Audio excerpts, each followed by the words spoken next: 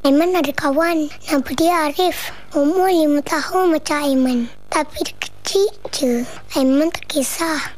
Kalau main-main, Arif cepat letih. Dia jalan lambat-lambat. Aiman selalu pimpin tangan Arif. Aiman tak kisah. Arif sakit. Dia HIV positif. Bila dia tak sihat, Aiman teman Arif baca buku kat rumah. Aiman tak kisah. AIDS tidak berjangkit melalui sentuhan maupun sebagai seorang rakan. Jika anak sekecil Aiman tidak mendiskriminasi, kenapa perlu anda? Bapa, jauh lagi ke rumah nenek ni? Adik dah letih lah. Adik nampak Papa ni macam ngantuk je. Jomlah kita berhenti rehat dulu. Tak apalah, Dik. Nanti kalau kita berhenti rehat, lambat pula sampai kat rumah nenek. Yelah bang, dah letih sangat abang ni. Kita berhentilah rehat sekejap. Nanti kita sambung baliklah perjalanan kita ni. Awak ni, setengah jam lagi sampailah kita.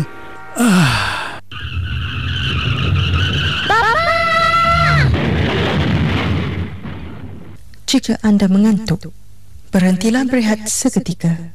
Jangan mensia-siakan hidup anda. Tahun ni nampaknya adik kena raya seorang-seorang. Tanpa mama, tanpa baba. Adik rindu mama dan abah. Jadi Penang Phone ni merupakan satu projek yang memberikan sambungan kemudahan internet menggunakan fiber optik atau gentian optik. Jadi kemudahan ini merupakan satu kemudahan yang pertama diperkenalkan di negara kita, Sebul. Ya, yang pertama. Yang pertama. Okey, jadi Pulau Pinang merupakan negeri yang pertama memberikan kemudahan gentian optik ni untuk kegunaan masyarakat. Apa dia gentian optik ni? Apa dia bezanya gentian optik ni dengan kabel-kabel yang lain kan? Betul lah. Okey. Gentian optik ni berbeza dengan kabel yang lain, di mana biasanya kabel ni kalau dia nak bawa maklumat, dia membawa maklumat menggunakan pergerakan elektron ya. Elektron yang bergerak dalam kabel tu. Jadi kabel tu membawa maklumat dengan pergerakan elektron. Okey.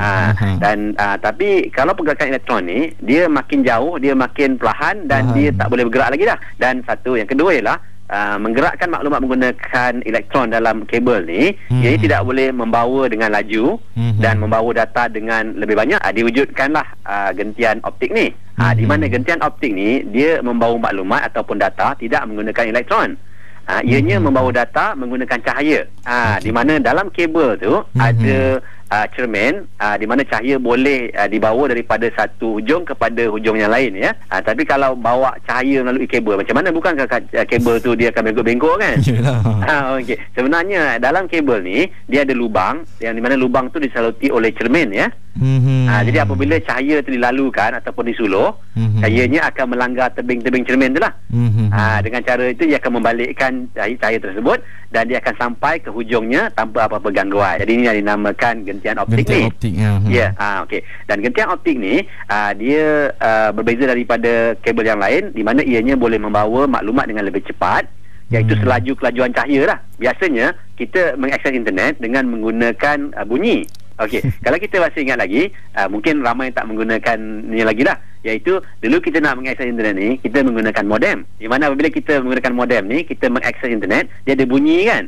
Dia ada bunyi. Okey, bunyi tu sebenarnya adalah bunyi di mana maklumat tu dihantar. Di mana maklumat tu ditukarkan daripada bentuk digital ni kepada bentuk bunyi ya. Dengan bunyi i kan, itu sebenarnya data yang melalui kabel tersebut menggunakan bunyi. Seperti yang kita tahu, bunyi ni dia bergerak lebih perlahan daripada cahaya. Sebab itulah bila jadinya petir tu kan. Petir ya. Cahaya dia sampai dulu baru guruh dia baru bunyi dia sampai kemudian ya. Okey. Jadi bukankah elok kalau kelajuan internet ni selaju cahaya? Okey, sebab itulah ada fiber optik ni ataupun gentian optik ni. Di mana dianya lebih laju sebab selaju cahaya lah. Dan kalau kita menggunakan gentian optik ni, maklumat lebih besar boleh dibawa melalui kabel tersebut, ya. Okey. Dan biasanya memang tak ada peluang lah untuk orang biasa ni menggunakan gentian optik ni. Biasa syarikat-syarikat besar saja menggunakan gentian optik ni. Tapi di Pulau Pinang masyarakat telah pun boleh mengakses mengakses menggunakan gentian optik ni. Jadi siapa yang melanggan untuk Penang Fiber Optic Network ni boleh mendapat kelajuan sehingga 2 megabit per second, RM60 sebulan saja. Sebab gentian optik ni dia laju dan besar. Jadi kalau dahulu kita hanya tengok gambar, tapi dengan gentian optik ni boleh kita menonton video. Menonton video, mendengar lagu kan. Sebab apa dia punya jaluran telah pun lebih besar lagi lah.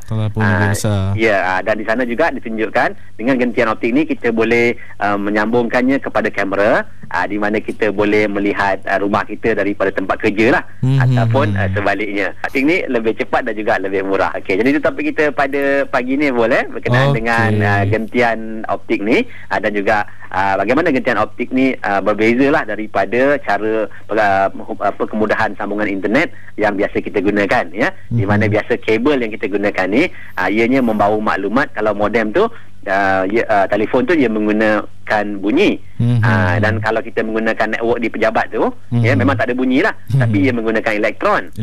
Dari gentian optik ni ia menggunakan teknologi ataupun teknik cahaya untuk memindahkan maklumat pula.